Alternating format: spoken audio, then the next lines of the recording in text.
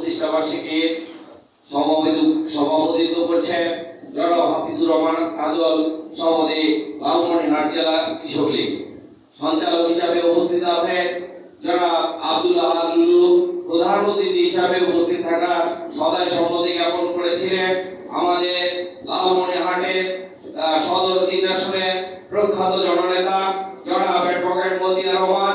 তার বিশেষ কোনো কারণে উনি ঢাকায় অবস্থানকালে উনি উপস্থিত হইতে পারে নাই।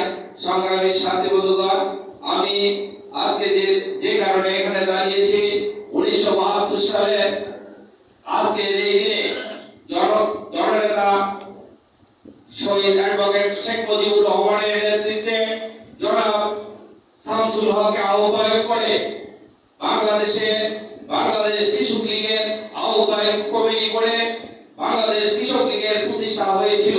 সংগ্রামী সাথী বন্ধুগণ, 19 এপ্রিল 1972 সালে আব্দুল হককে সভাপতি করে বাংলাদেশের কৃষক লীগের পথ চলা শুরু। সংগ্রামী সাথী বন্ধুগণ, সেই হিসাবে আজকের এই ধারাবাহিকতায় আজকের এই 52তম প্রতিষ্ঠা বার্ষিকী। সংগ্রামী সাথী বন্ধুগণ, আপনাদের আশা আকাঙ্ক্ষার প্রতি জননেত্রী শেখ হাসিনা আজকে দীর্ঘদিন থেকে বাংলাদেশের প্রধানমন্ত্রী থাকার পর থেকে আমাদের এই কৃষক লীগকে সুসংগঠিত করার জন্য বিভিন্ন সময় বিভিন্নভাবে আমাদের তাগাদা দিয়েছিল। সংগ্রামী সাথী বন্ধুগণ, আমি যে কথাটি বলতে চাই, আমরা দীর্ঘদিন এই লালমনিরহাটে আমাদের কোনো এমপি ছিল না, আমাদের প্রতিনিধি ছিল না। সংগ্রামী সাথী বন্ধুগণ, 7 জানুয়ারি আমাদের প্রত্যাশা পূরণ হয়েছে। জননেত্রী শেখ হাসিনার কাছে আমাদের আবেদন ছিল, আকুতি ছিল যে আমাদের এই লালমনিরহাট সদর আসনকে নৌকা মার্কার প্রতীক দেওয়া হোক। আমাদের জননেত্রী শেখ হাসিনা এবার আমাদের এই আকুতিকে সাড়া দিয়ে এবারে 7 জানুয়ারি জননেতা অ্যাডভোকেট মতিয়ার রহমানকে নৌকা মার্কা দিয়ে লালমনিরহাট আসনে ভোট করার জন্য পাঠিয়েছিলেন। সংগ্রামী সাথী বন্ধুগণ, আপনাদেরকে সাথে নিয়ে, সকলকে আমরা সাথে নিয়ে আমরা জননেত্রী শেখ হাসিনাকে লালমনিরহাট সদর আসন থেকে আমরা তাকে নৌকা মার্কা উপহার দিয়েছি। সংগ্রামী সাথী বন্ধুগণ, আমাদের এই আশা আকাঙ্ক্ষা জননেতা অ্যাডভোকেট মতিয়ার রহমান আমাদেরকে বলছে, উনি আমাদেরকে সহযোগিতা করতে চেয়েছে, উনি আমাদেরকে দীর্ঘদিন থেকে সহযোগিতা করে, কিন্তু উনি সরকারে না থাকার কারণে সেইভাবে সহযোগিতা করতে পারে না। এবারে আমাদেরকে আশ্বাস করেছে, আশ্বাস দিয়েছে, আপাতত যেভাবে আমাদের সহযোগিতার হাত বাড়িয়েছে আমরা আপনাদের হাত পৌঁছে দিয়েছি।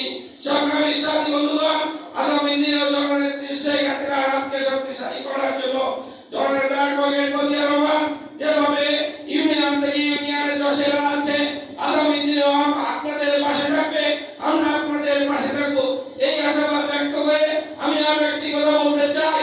আমাদের 2018 সালে আমাদের কমিটি হয়েছে, এই কৃষক লীগের কমিটি হয়েছে। এই কৃষক লীগের কমিটিকে আমাদের 2 বছরের কমিটি ছিল। সংগ্রামী সাথী বন্ধুগণ, আমি যে কথাটি বলতে চাই, আমাদের কমিটির মেয়াদ শেষ হয়েছে। আমি আজকে জেলা কৃষক লীগের সভাপতি সাধারণ সম্পাদকের দৃষ্টি আকর্ষণ করছি, আপনারা সংগঠনকে সুসংগঠিত করার পর একটি সম্মেলন, মিলন মেলা, সবাইকে মিলে আপনারা সম্মেলন দেন।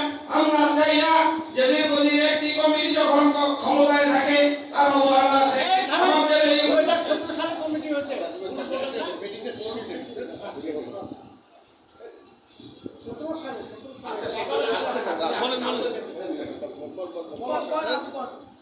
সংগ্রামী সাথী বন্ধুগণ, আমি যে কথাটি বলবো, আপনারা আমাদের কমিটির মেয়াদ শেষ হয়েছে, আপনারা যত দ্রুত আপনারা কমিটি সফল করে আপনারা সম্মেলন দেন, সম্মেলন দিয়ে নতুন কমিটি তৈরি করে সংগঠনকে সুসংগঠিত করে আমাদের অ্যাডভোকেট মতিয়ার রহমানের হাতকে শক্তিশালী করে, জননেত্রী শেখ হাসিনার হাতকে শক্তিশালী করে সংগঠনকে যদি সম্মেলন করা না হয়, সংগঠন সুসংগঠিত হবে না, কর্মী মূল্যায়ন হবে না।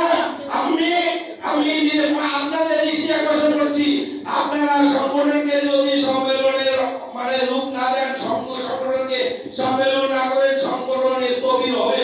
আপনারা এইভাবে একটি সংগঠনকে, এটা কারো বাপদাদার সম্পত্তি না, এটা সম্মেলন ধরে রাখবে, আমার আসনকে আপনি মানে আগ্রায় ধরে থাকতো।